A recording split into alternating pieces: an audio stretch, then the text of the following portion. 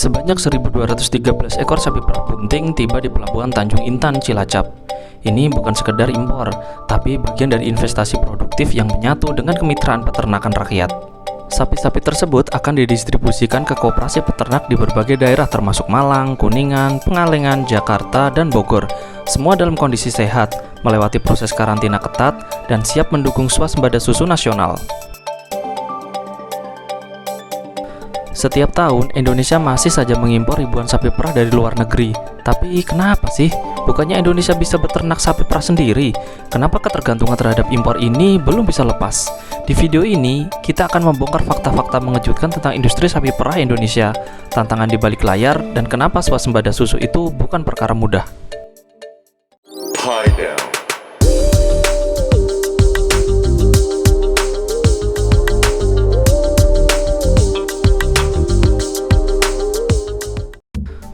Tahukah kamu, konsumsi susu per kapita di Indonesia masih tergolong rendah. Menurut data BPS, konsumsi susu masyarakat Indonesia hanya sekitar 16-20 liter per orang per tahun, bandingkan dengan negara tetangga seperti Malaysia atau Thailand, yang sudah mencapai 2 kali lipat lebih. Tapi anehnya, meskipun konsumsi rendah, kita tetap belum mampu mencukupi kebutuhan dari produksi dalam negeri. Artinya apa? Permintaan yang sedikit itu pun masih harus dipenuhi dari impor.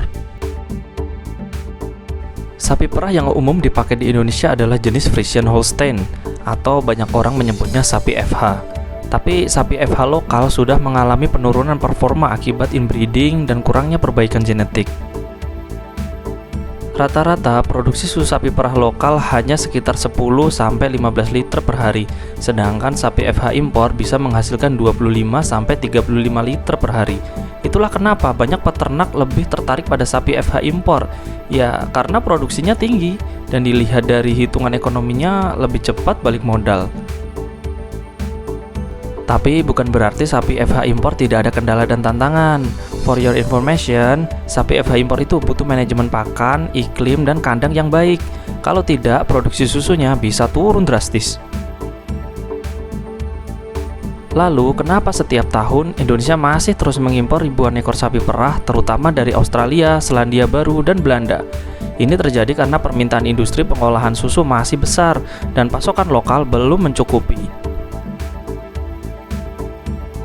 Per tahun 2023, lebih dari 80% kebutuhan bahan baku susu dipenuhi dari impor, baik dalam bentuk susu bubuk, susu kental, atau sapi hidup.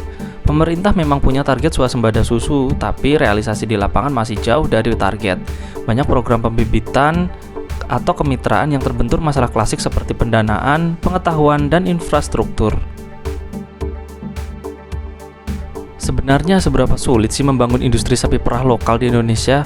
Asal kalian tahu, peternak sapi perah itu bukan hanya soal punya sapi dan kandang. Ini adalah bisnis jangka panjang yang butuh modal besar. Sebab biaya beli sapi, bangun kandang, dan pakan bisa mencapai ratusan juta. Tentu ini bukan perkara yang mudah. Selain itu, manajemen pakan yang presisi seperti kualitas hijauan, konsentrat, dan air sangat menentukan produksi susu. Ditambah lagi harga jual susu yang masih fluktuatif, yang kadang membuat harga jual susu di bawah biaya produksi. Pemanfaatan teknologi dan tenaga ahli juga dibutuhkan dalam membangun industri peternakan sapi perah. Banyak peternak belum terbiasa dengan sistem recording, breeding, atau deteksi penyakit dini. Karena itulah banyak peternak rakyat enggan memperbesar usaha. Mereka takut rugi, apalagi jika sapi sakit atau gagal produksi. Atas dasar itulah, pemerintah Indonesia masih mengimpor ribuan sapi perah setiap tahunnya. Impor sapi perah adalah solusi jangka pendek untuk memenuhi kebutuhan industri. Tapi kok malah jadi kayak ketergantungan impor gini ya? Padahal, ketergantungan terhadap impor membuat Indonesia rentan terhadap fluktuasi global, seperti harga dolar, krisis pangan, atau pembatasan ekspor dari negara asal. Apalagi sapi perah impor butuh adaptasi. Banyak kasus sapi stres, produksi susu turun, atau bahkan mati karena cuaca tropis kita. Jadi, solusi sebenarnya adalah membangun industri pembibitan nasional yang kuat, memperbaiki sistem koperasi, dan mendampingi peternak rakyat agar produktivitasnya naik.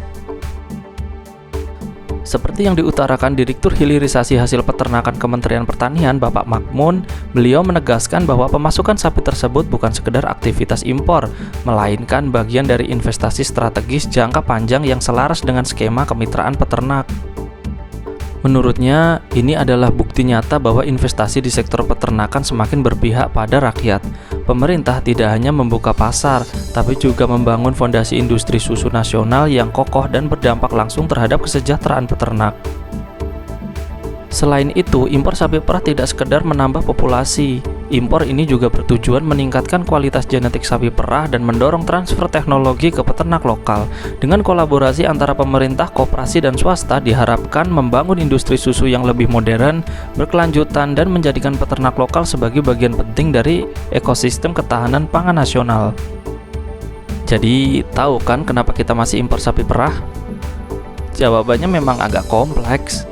Produksi dalam negeri belum siap, sistem pembibitan kita masih lemah, dan peternak lokal belum sepenuhnya diberdayakan. Tapi ini bukan alasan untuk menyerah. Justru ini jadi tantangan bagi generasi muda, petani milenial, dan inovator desa untuk turun tangan.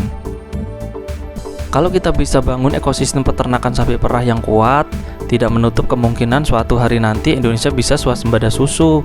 Tapi semuanya harus dimulai dari sekarang. Memang impor sapi perah ini mengundang pro dan kontra. Ada banyak yang setuju, tapi tidak sedikit pula yang kurang setuju. Tapi daripada ini diperdebatkan, mending kita dukung saja peternakan lokal kita untuk menuju kemandirian pangan nasional. Karena kemandirian pangan bukan tugas satu pihak saja, tapi kita semua. Saya Sastro, sampai jumpa.